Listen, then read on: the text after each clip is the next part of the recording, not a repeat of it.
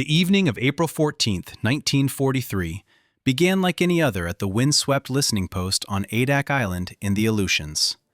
Salt spray mixed with diesel fumes as radio men hunched over their receivers, headphones clamped tight against the howling wind that never ceased in this God-forsaken corner of the North Pacific. The men called it the place where God forgot his overcoat. Station Hypo's intercept operators had been picking through the electromagnetic soup for months, fishing for patterns in the endless stream of Japanese naval communications. Most of it was routine: supply requisitions, weather reports, the mundane bureaucracy of empire. But at 2100 hours local time, something different emerged from the static. The transmission was encoded in JN-25, the Japanese Navy's operational cipher. To the untrained ear, it was merely a sequence of seemingly random kana characters transmitted in Morse. But these radio men weren't untrained. They'd been listening to Japanese radio operators long enough to recognize individual fists, the unique rhythmic patterns each telegraphist made when tapping their key. This particular transmission carried the urgency of priority traffic. Within minutes, the intercept was flashed to Pearl Harbor, then on to Washington, where it landed on the desks of the cryptanalysts working in the converted girls' school that housed Station Neggett. These were the wizards who had cracked JN-25. Not completely, but enough. Enough to read perhaps 40% of any given message. Sometimes that 40% was useless. But sometimes, if you were very lucky or the Japanese were very careless, that 40% was everything. Commander Joseph Rochefort had been awake for 22 hours straight when the decrypt came through. He'd barely slept since Midway 11 months earlier, when his team's breakthrough had given Admiral Nimitz the intelligence windfall that turned the tide of the Pacific War. Now hunched over a desk covered in worksheets and code books, his eyes red-rimmed behind wireframe glasses, Rochefort felt the old familiar electricity when something big was breaking. The message detailed an inspection tour. That wasn't unusual. Japanese admirals were always inspecting something. But this inspection tour had a name attached that made Rochefort's breath catch. Yamamoto. Admiral Isoroku Yamamoto, Commander-in-Chief of the Combined Fleet, the architect of Pearl Harbor, the man whose very name could empty out a room of American sailors faster than a fire alarm. But to call Yamamoto simply the enemy would be to miss the profound complexity of the man. This was not some caricature warlord, no buck-toothed cartoon villain from a propaganda poster.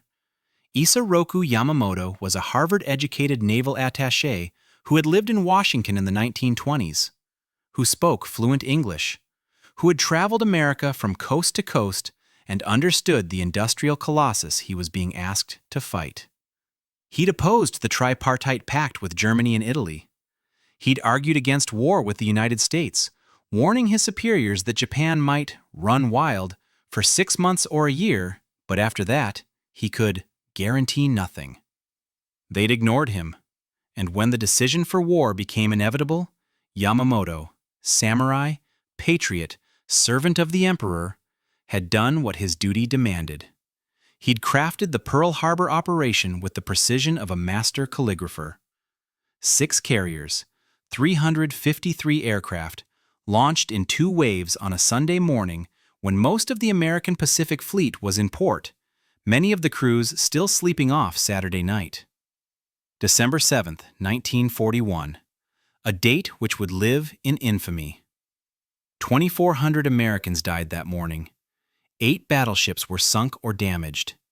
The Arizona still lay at the bottom of Pearl Harbor, an underwater tomb for over 1,000 sailors. Yamamoto had delivered his knockout punch, just as he'd promised.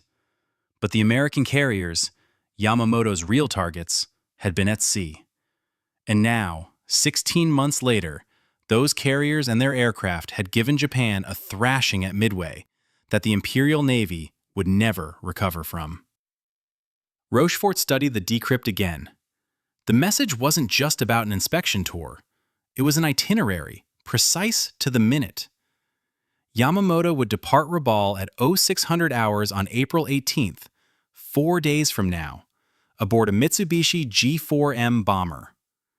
He would fly to Balale Airfield in the southern Bougainville area, arriving at 0800 hours local time. There would be a second aircraft carrying his staff, an escort of 60 fighters. The intelligence was almost too good to be true. Time, date, aircraft type, route, destination, everything except GPS coordinates, and even those could be calculated. Yamamoto would be flying over Japanese-controlled waters, true, but the route would take him within range of American fighters based at Henderson Field on Guadalcanal. Within range. Just barely. At the extreme edge of what was possible. Rochefort reached for the secure telephone. This had to go up the chain immediately.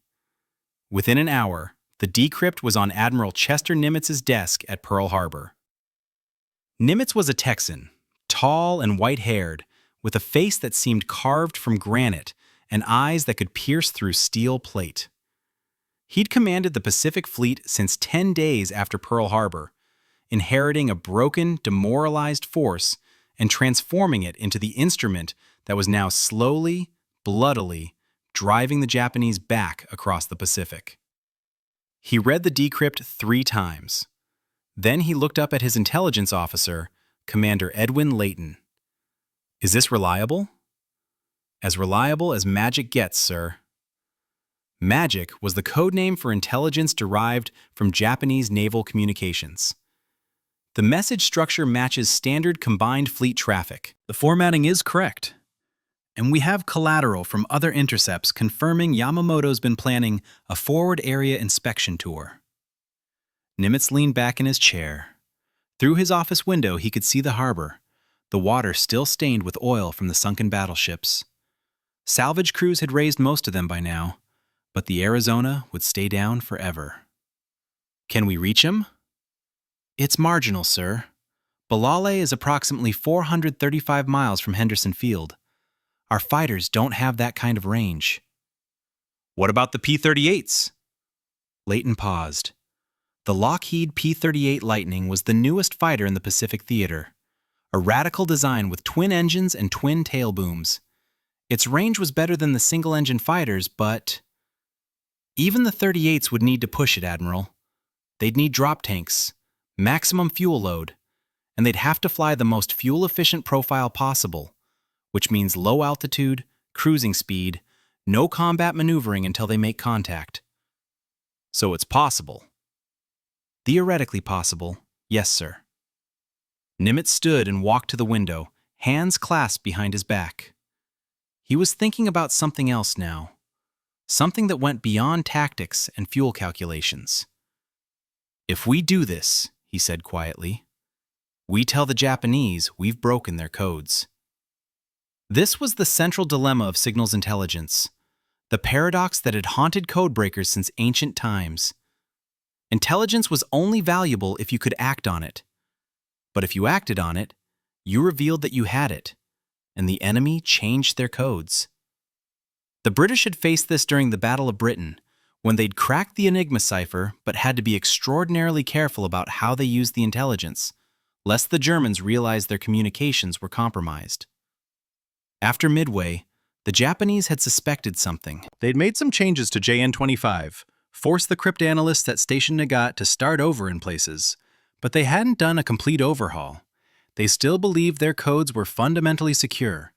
An operation like this, intercepting a specific aircraft at a specific time and place, would be impossible to explain away as coincidence or routine patrol activity. "We could make it look like Coast Watchers spotted him," Layton suggested. The Coast Watchers were Australian and New Zealand operatives who'd stayed behind in Japanese-occupied territory, hiding in the jungle and radioing intelligence about ship and aircraft movements. "The Japanese know we have observers all through the Solomons." Nimitz turned from the window. "Would they buy it?" "They might have to, sir. What other explanation could there be? That their codes are compromised? That would require them to admit their entire communication security apparatus is fundamentally flawed. That's a bitter pill. Easier to believe in a lucky break by Coast Watchers." The Admiral walked back to his desk. He picked up the decrypt again, studying the neat rows of typed characters. Somewhere in those words was the man who'd sent 2,400 Americans to their deaths on a Sunday morning.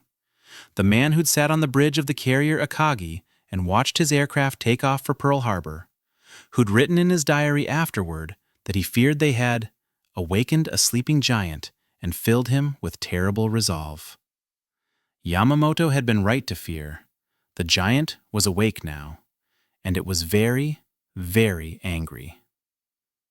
But this wasn't Nimitz's decision alone. This had to go higher. An operation to deliberately kill an enemy head of state, or the equivalent thereof, required authorization at the highest levels. It was one thing to sink a ship carrying an admiral. It was something else entirely to plan and execute an assassination based on intelligence intercepts. Nimitz picked up the secure phone to Washington. The conversation that followed has never been fully documented. We know it happened. References appear in multiple memoirs and official histories. But the exact words were never recorded. What we know is this. Admiral Ernest King, Chief of Naval Operations, was briefed. Secretary of the Navy Frank Knox was briefed. And ultimately, the decision landed on the desk in the Oval Office. Franklin Delano Roosevelt had been president for 10 years.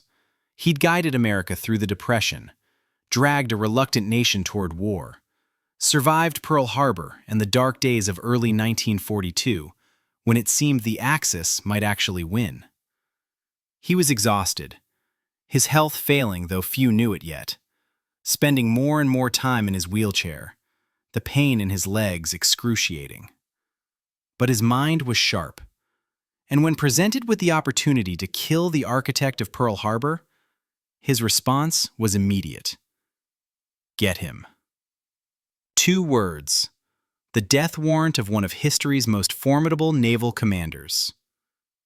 The authorization came back down the chain within 48 hours. Nimitz received it on April 16th, 2 days before the scheduled intercept. He immediately contacted Admiral William Halsey, Commander South Pacific. Halsey was Nimitz's opposite in almost every way. Where Nimitz was calm and analytical, Halsey was aggressive and profane, a bulldog in Admiral stars, who'd promised to ride Emperor Hirohito's white horse through the streets of Tokyo. His sailors loved him. His enemies feared him. And when he got the order to kill Yamamoto, his reaction was visceral and immediate. "Jesus Christ and General Jackson!" he reportedly exclaimed. "This is what we've been praying for." But Halsey understood the magnitude of the task. 435 miles over enemy-controlled waters. The target would be in the air for maybe 2 hours total. The window for intercept would be measured in minutes. Everything would have to be perfect. Navigation, timing, fuel management, and above all, secrecy. The message went out to Guadalcanal, to the commander of the fighters based at Henderson Field, Major John Mitchell, United States Army Air Forces. Henderson Field in April 1943 was not much to look at. The runway was crushed coral, perpetually covered in a fine white dust that got into everything: your clothes, your food, your lungs. The ground crews worked shirtless in the brutal heat, skin burned dark by the equatorial sun. Mosquitoes the size of quarters descended in clouds at dusk. Malaria was endemic. Dysentery was routine. The food was canned sea rations, occasionally supplemented with whatever could be scrounged or hunted. Fresh water was precious. The pilots lived in tents pitched among the palm trees, sleeping on cots under mosquito netting, the sound of the jungle all around them. At night, sometimes, they could hear Japanese artillery firing from Munda Point, 60 miles away. And sometimes, when the wind was right, you could smell the unburied dead from the battles that had raged across this island for 6 months. Guadalcanal had been hell. The Navy called the waters offshore Iron Bottom Sound for all the ships, American and Japanese both, that had gone down in the savage night battles. The Marines who'd landed here in August had suffered 40% casualties. The Army divisions that had followed had bled in the jungle, fighting an enemy who would not surrender, who launched bonsai charges screaming, "Marine, you die!" in the darkness. But by April, the Japanese had been driven off. Henderson Field was secure, and it had become the most forward American air base in the Solomons, home to Marine and Navy squadrons flying dive bombers and torpedo planes, and to the Army Air Force's P-38 pilots of the 339th Fighter Squadron. Major John Mitchell was 32 years old, a professional soldier who'd graduated from West Point and spent his entire adult life in the service. He was quiet, methodical, a planner rather than a brawler. In the air, he flew with precision rather than flash. His men respected him because he was competent, because he didn't take stupid risks, and because he'd brought them through alive more times than they could count. On the evening of April 17th, Mitchell was summoned to operations. When he arrived, he found himself facing a room full of brass, more senior officers than he'd seen in one place since leaving the States. They showed him the decrypt. They showed him the route. And they told him what they wanted him to do. Fly 435 miles over open ocean. Navigate by dead reckoning and compass, maintaining radio silence. Intercept a specific aircraft at a specific time. Kill everyone aboard. Come home. Mitchell studied the maps for a long time. Finally, he looked up. "It's doable," he said, "but it's going to be tight. Very tight." The Lockheed P-38 Lightning was unlike any other fighter in the American arsenal. Where most fighters were conventional single-engine designs, a propeller in front, cockpit in the middle, tail in back, the Lightning was radical. Two Allison V1710 engines, each producing 1,425 horsepower, mounted on twin booms that extended back to support twin vertical stabilizers. The cockpit sat in a central nacelle between the booms, giving the pilot exceptional visibility. And all the armament, one 20mm cannon and four 50-caliber machine guns, was concentrated in the nose, which meant no convergence issues, no worrying about where your bullets would meet. Point the nose at the target and pull the trigger. The Lightning was fast, over 400 miles per hour in level flight. It could climb to altitude quickly, and crucially, it had range. With internal fuel tanks, a P-38 could fly about 450 miles and still have reserve for combat. But 435 miles to target meant 870 miles round trip. Even the Lightning couldn't do that on internal fuel alone. That's where the drop tanks came in. External fuel tanks, big cylindrical pods that hung under the wings, had been around since the early days of aviation. They were simple in concept. Carry extra fuel outside the aircraft, use it first, then jettison the tanks when they were empty or when you needed to fight. But in practice, they were finicky. They created drag, which reduced speed and increased fuel consumption.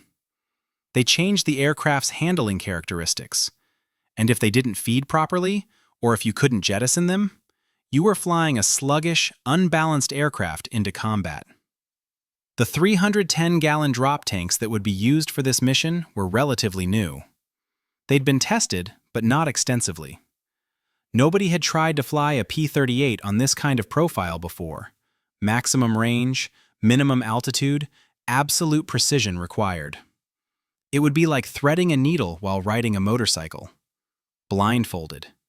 In a hurricane. Mitchell called in his operations officer and his most experienced pilots. They spread maps across a makeshift table, plywood balanced on sawhorses, and began the calculations. 435 nautical miles from Henderson Field to the intercept point off Bougainville. The P-38 cruised most efficiently at around 170 miles per hour indicated airspeed. At that speed, accounting for winds, they'd cover roughly 250 statute miles per hour over the ground. That meant about 1 hour and 45 minutes to reach the intercept point. Yamamoto's aircraft would depart Rabaul at 0600. Flight time to Balale was estimated at 2 hours. So if the Americans took off from Henderson at 0700, Flying their precise course at their precise speed, they should arrive at the intercept point at approximately 0845, right when Yamamoto's aircraft would be approaching Bougainville for landing. But that was assuming everything went perfectly. No navigational errors, no unexpected headwinds, no delays in takeoff, and most critically, no mistakes in fuel management. Lieutenant Rex Barber, one of the pilots selected for the mission, later described the fuel calculations as terrifying. With drop tanks, each P-38 would be carrying roughly 410 gallons of usable fuel. The Allison engines consumed approximately 75 gallons per hour at cruise power settings. That meant maybe 5.5 hours of flight time total, enough for the round trip with about 30 minutes of reserve. 30 minutes. That was the margin for error.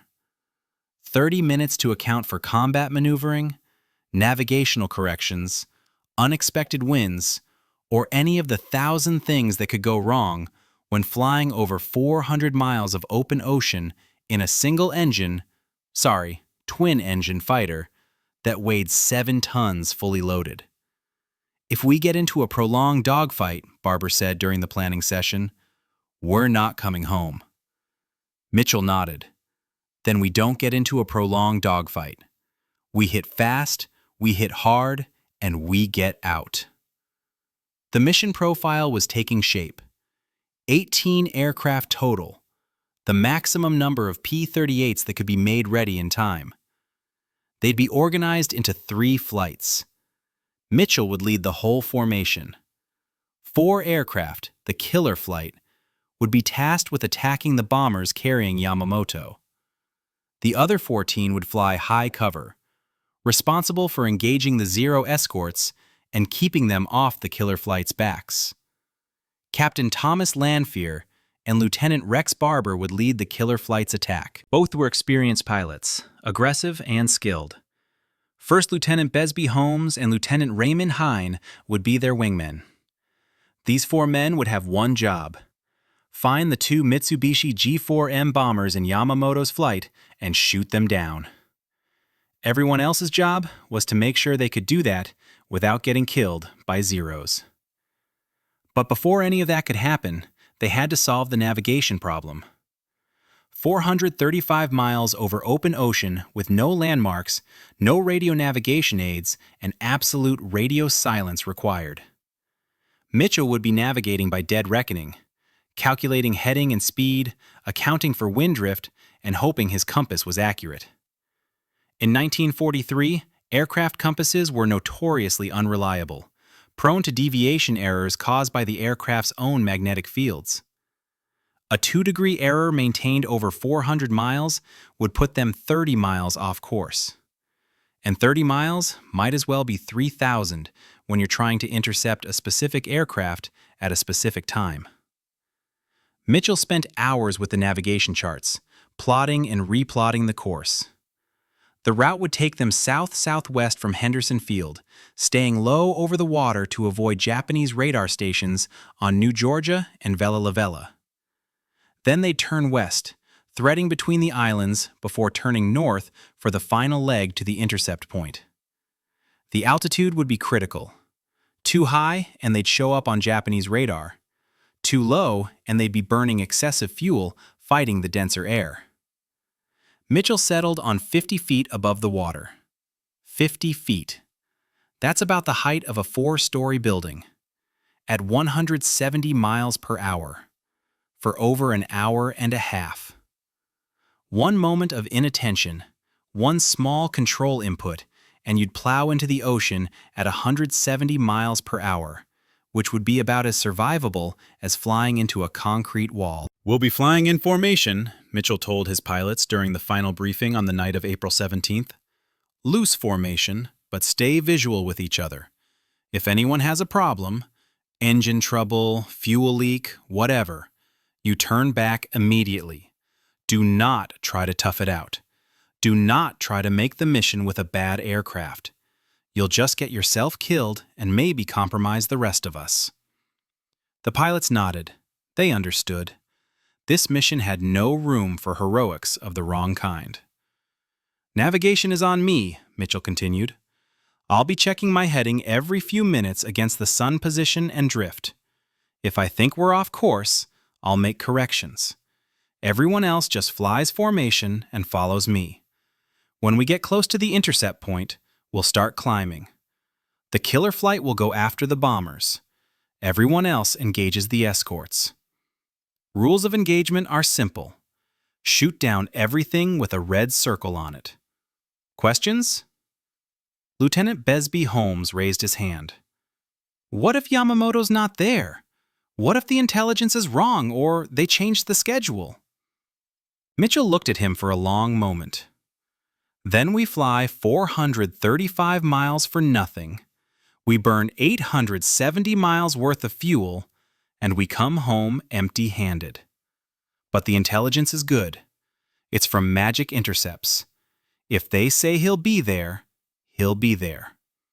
The Japanese run their schedules like trains. Yamamoto will be on time."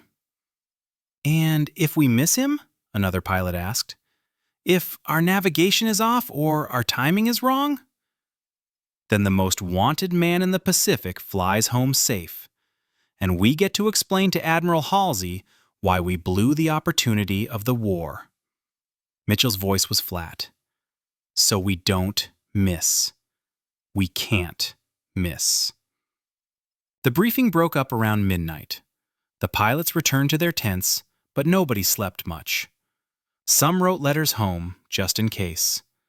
Some cleaned their weapons for the 10th time. Some just lay on their cots, staring up at the canvas ceiling, thinking about what tomorrow would bring. Lieutenant Rex Barber lay awake listening to the jungle sounds. Tree frogs, insects, the distant rumble of surf. Somewhere a generator was running, powering the lights in operations, where Mitchell was probably still hunched over his charts, triple-checking every calculation. Barber thought about the mission, about the mathematics of it. Everything had to be perfect. The takeoff, the navigation, the fuel management, the intercept, the combat, the escape, the return flight. Any one mistake, any one system failure, and they were dead. Drowned in the Solomon Sea or shot down by Zeros or crashed into the jungle because they ran out of fuel 10 miles short of Henderson Field. He thought about Yamamoto, too, the man they were going to kill. Barber had seen newsreel footage of Pearl Harbor, the burning ships, the oil-covered sailors, the destruction. He'd lost friends on the Arizona, men he'd known in flight school who'd been assigned to the Pacific Fleet. Those men were dead because of one man's decision, one man's plan. Tomorrow, that man would pay. Did it feel like murder? Barber turned the question over in his mind. They were going to deliberately hunt and kill a named individual. They knew his name, knew his face, knew his schedule. They were assassins when you got right down to it. But then again, this was war. Yamamoto was a military commander. He'd order the deaths of thousands. Was killing him any different from bombing an enemy headquarters or sinking a ship with an admiral aboard? Barber decided it wasn't. Or if it was, he didn't care. This was payback, pure and simple. Yamamoto had drawn first blood. Now it was America's turn. Dawn came early in the tropics. By 0500, the sky was already lightening, the eastern horizon turning from black to deep blue to pale gold. The pilots assembled near the flight line, 18 men in flight suits, Mae West life vests, and leather helmets. Some carried rabbit's feet or lucky coins. One pilot had a photograph of his girlfriend tucked into his breast pocket. Another wore his father's watch, a gift from the Great War. The P-38 sat on the coral hardstand, engines already warmed up by the ground crews, the big drop tanks hanging beneath the wings like pregnant bellies. Fuel trucks had topped off every tank, internal and external, right up to the brim. Armorers had loaded every gun, 400 rounds per 50 caliber machine gun, 150 rounds for the 20mm cannon. The aircraft smelled of gasoline and gun oil and hot metal, smells that would stay with these men for the rest of their lives. Major Mitchell walked down the line, checking each aircraft, speaking briefly with each pilot. He was calm, methodical, showing none of the tension he must have felt. When he reached the end of the line, he turned and faced his men. "Gentlemen," he said, "we have been given an opportunity that may never come again. The architect of Pearl Harbor is going to be in the air today, and we know exactly when and where. Our job is simple: intercept and destroy. Fly smart, shoot straight, and come home safe. Let's go kill an admiral."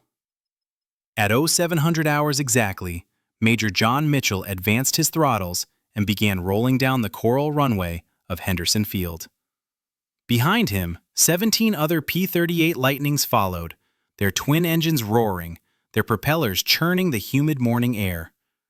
One by one they lifted off, climbing briefly before dropping back down to wave-top altitude, turning southwest toward destiny. Operation Vengeance was underway. The flight south was like nothing these pilots had ever experienced. 50 feet above the Solomon Sea, the P-38 skimmed the wave tops in loose formation, close enough that the prop wash from one aircraft would buffet the wings of the next. At 170 miles per hour, the ocean was a blue-green blur beneath them, the spray from whitecaps occasionally misting their windscreens. Mitchell flew lead, his eyes constantly moving. Instruments, horizon, formation, sun position, watch. Every few minutes he'd check his compass heading, make minute corrections, calculate drift. There were no landmarks down here, just endless water. The islands of New Georgia and Vella La Vella passed to their north, invisible beyond the horizon. Japanese radar stations on those islands were scanning the sky, but down here at 50 feet, the Americans were below the radar horizon, invisible. The heat inside the cockpits was suffocating. The canopy greenhouses trapped the tropical sun, turning each aircraft into an oven.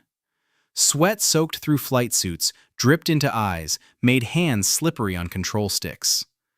The pilots had been briefed to stay hydrated, but most had barely drunk anything. Nobody wanted to need a bathroom on a 3-hour mission with no way to relieve yourself except in your seat. Radio silence was absolute.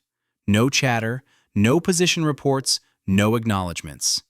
If someone had a problem, they'd waggle their wings and turn back. Otherwise, you just flew and hoped Mitchell's navigation was perfect. At 0755, one of the P-38s in the covering flight began trailing smoke. Lieutenant Joe Moore's port engine had developed an oil leak.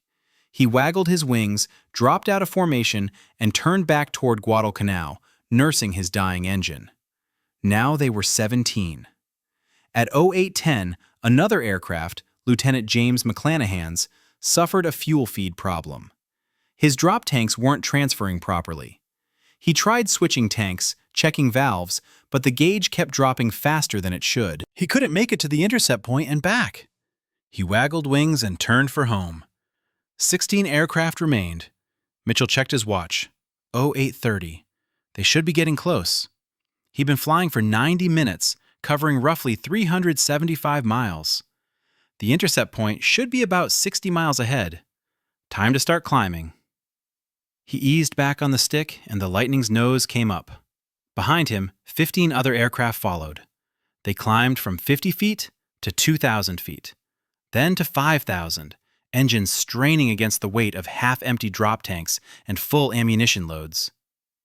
At 0840, Mitchell spotted land ahead, the coast of Bougainville, exactly where it should be. His navigation had been perfect.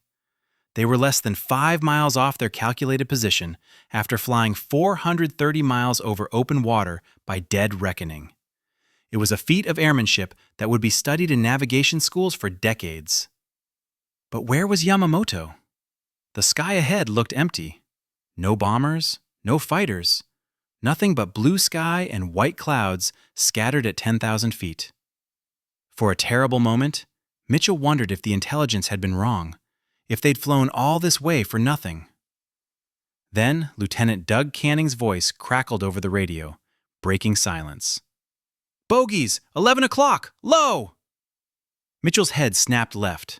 There, barely visible against the jungle background, 2 aircraft flying in formation, twin-engine bombers. And higher up, weaving above them, 6 fighters. The silhouettes were unmistakable. Mitsubishi G4M Betty bombers and Mitsubishi A6M-0 fighters. Yamamoto was right on schedule. "All aircraft, this is lead," Mitchell transmitted. "Target in sight. Killer flight, take the bombers. Covering flight, engage the fighters.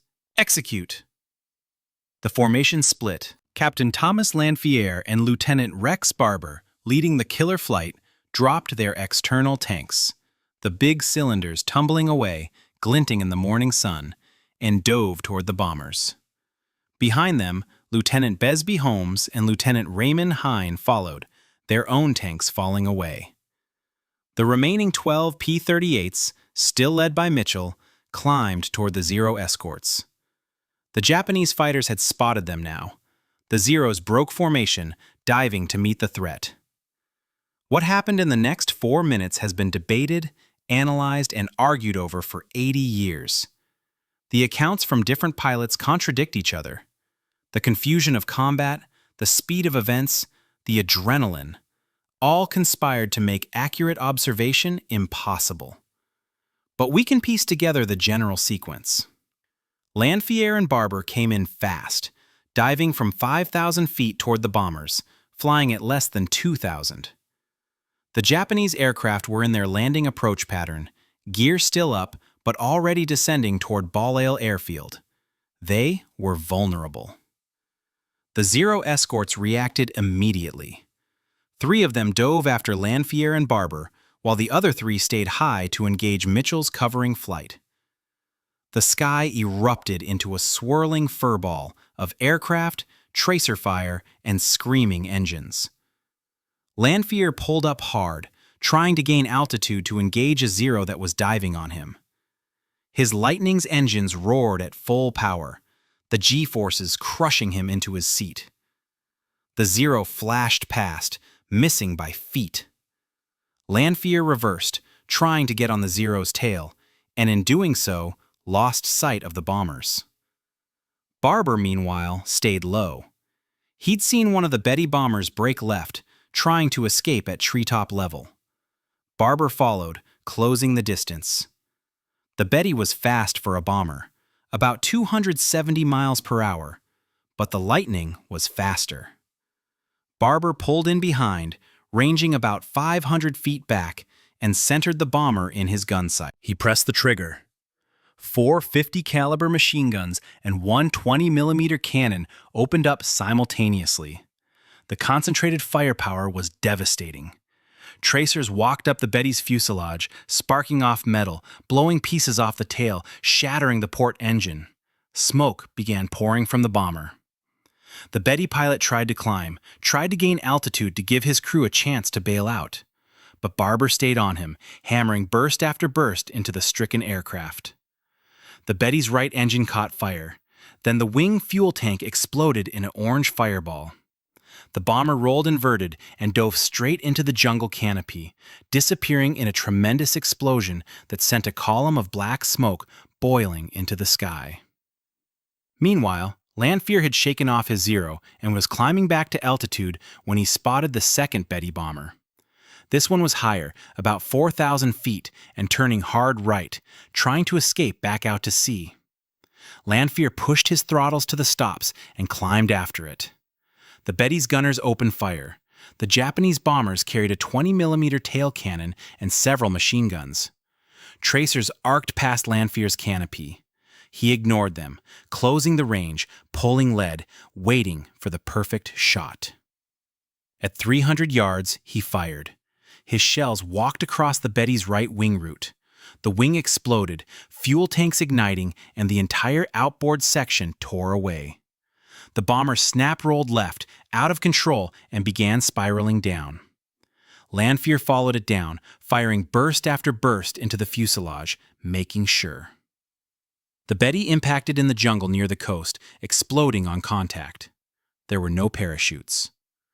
Above them, the covering flight was fully engaged with the remaining Zeros. Lieutenant Besby Holmes had gotten separated from the killer flight and was now fighting for his life against 2 Zeros that had sandwiched him. He dove for the deck, the Zeros following, their machine guns chattering. Holmes jinked left, then right, then pulled up hard. 1-0 overshot. Holmes reversed and got on its tail, firing a long burst that hit the Zero's engine. The Japanese fighter began trailing smoke and dove away toward the coast. The whole engagement lasted perhaps 4 minutes from first contact to last shot. Then, as suddenly as it had begun, it was over. The Japanese aircraft that could still fly were running for home. The Americans, fuel gauges dropping into the red, couldn't chase them. Mitchell checked his formation. They'd lost no one in the combat, though several aircraft had battle damage, bullet holes in wings and fuselages, one with a shot-out hydraulic line. But everyone was flyable, and most importantly, both Betty bombers were down. "All aircraft, form up on me," Mitchell transmitted. "We're going home." The flight back to Henderson Field was a study in anxiety. Every pilot watched his fuel gauge like it was counting down to death, which it was. They'd burned fuel in combat, maneuvering and climbing and diving. Now they had to make it back 435 miles on whatever was left. Some of them wouldn't make it. Lieutenant Raymond Hines' gauge showed empty 30 miles short of Guadalcanal. His engine sputtered, coughed, and died. He ditched in the ocean just off the coast, the lightning hitting the water in a spray of white foam. Hine got out, inflated his life vest, and was picked up by a Navy patrol boat 2 hours later. His aircraft sank in 90 seconds. Lieutenant Besby Holmes's fuel warning light came on 10 miles from Henderson. His engines quit as he crossed the coastline. He dead-sticked the Lightning onto the coral runway, rolling to a stop with both engines silent. When the ground crew checked his tanks, they found less than 5 gallons remaining, about 2 minutes of fuel at cruise power.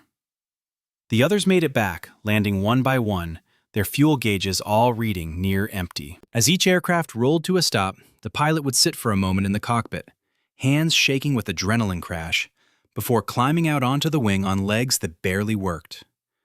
Major Mitchell landed last at 1130 hours. He'd been flying for 4.5 hours. When he climbed out of his cockpit, his flight suit was soaked with sweat, and his face was gray with exhaustion. But he was smiling. "We got him," he said to the operations officer who met him on the hard stand. "Both bombers down. Yamamoto's dead."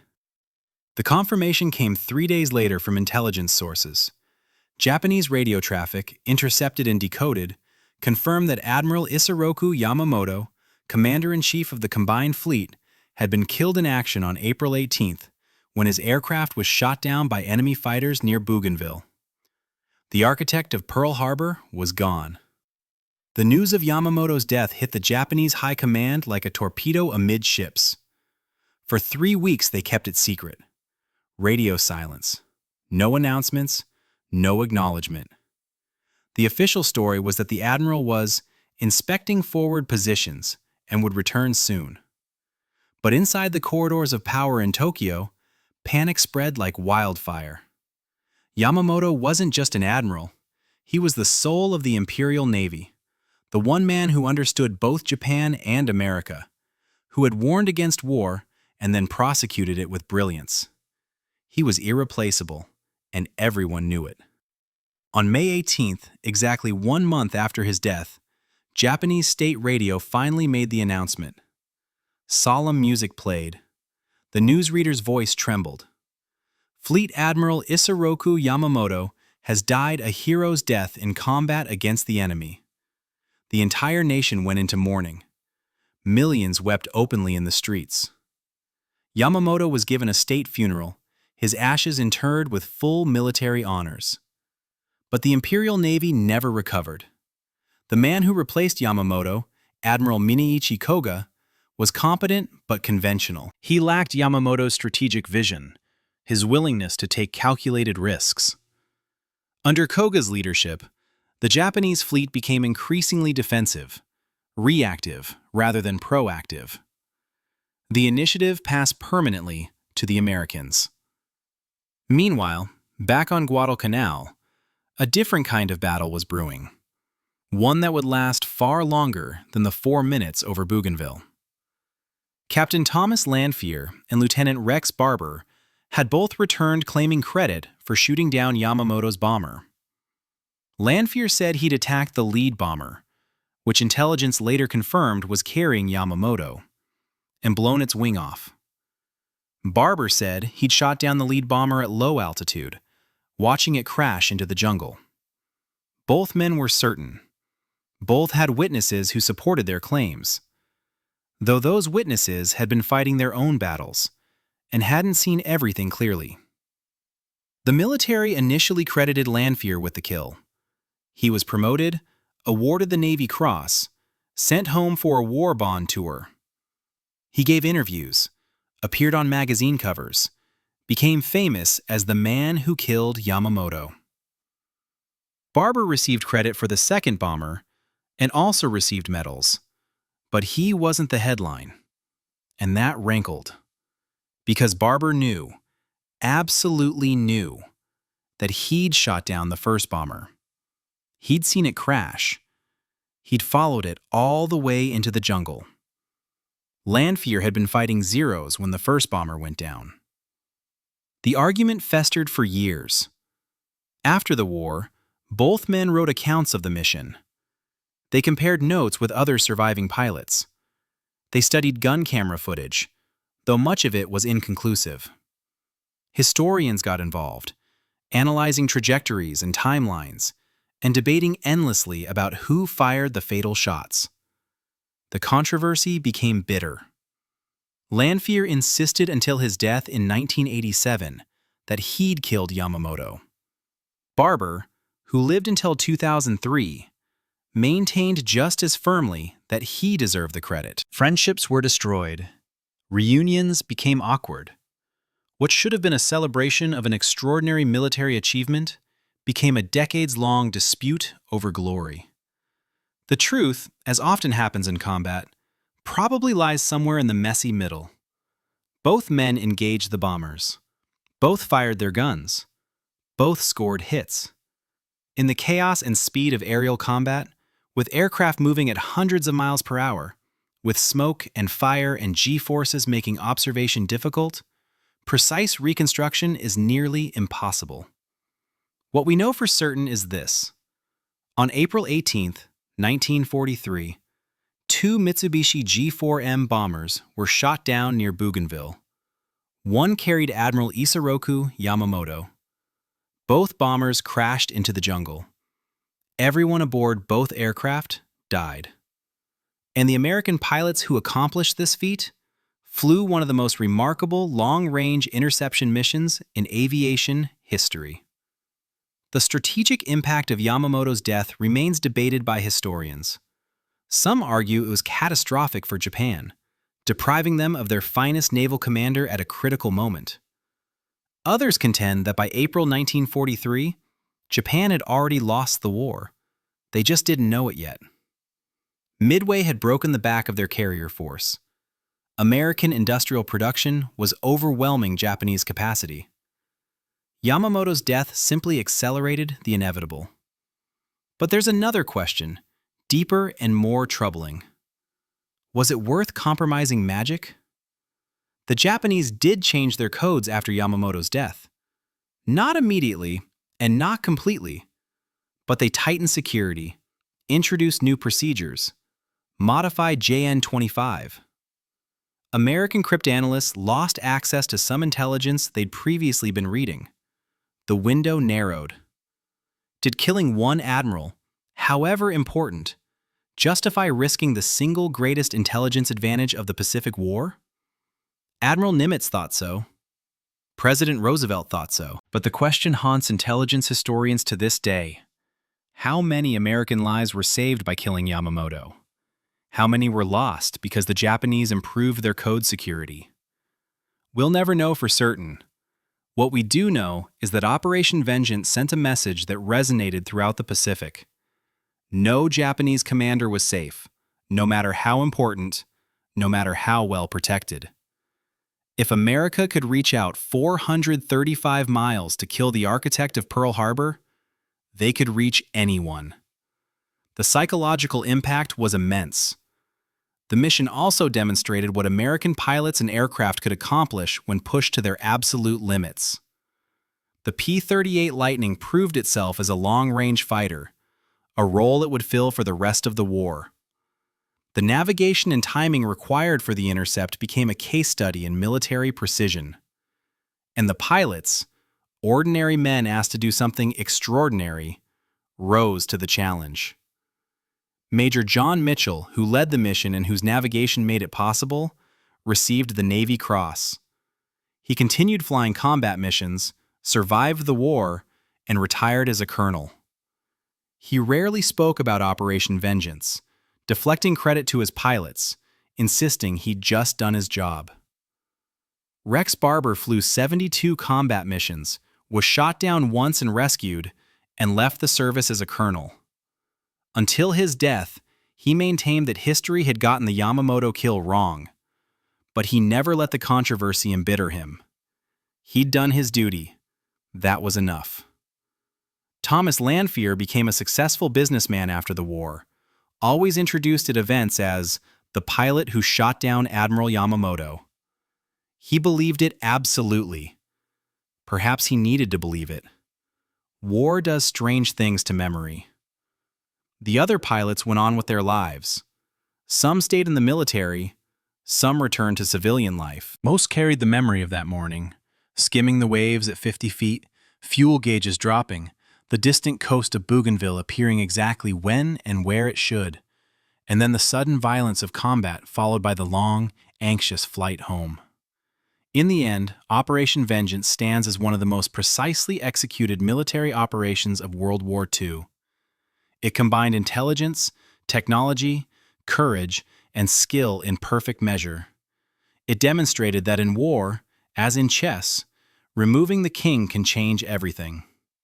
Admiral Isoroku Yamamoto, who had studied at Harvard, who had warned against war with America, who had nevertheless served his emperor with brilliance and dedication, died doing his duty.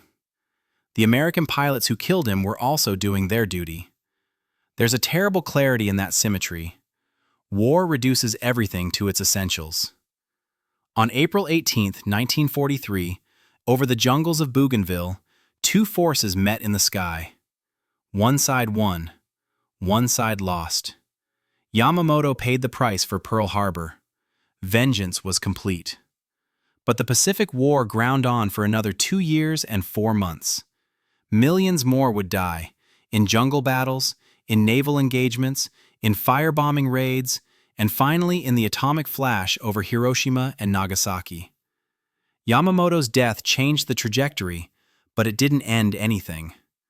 Perhaps that's the final lesson of Operation Vengeance. Killing one man, even a brilliant admiral, doesn't win wars. Wars are won by factories and logistics, by the courage of millions of ordinary people, by industrial capacity and strategic vision. Individual acts of valor matter. The men who flew that mission were genuine heroes, but they're only pieces of a much larger puzzle. Still, for those 18 pilots who took off from Henderson Field that morning, it must have felt like justice. Pure, clean, and absolute. Pearl Harbor had been avenged.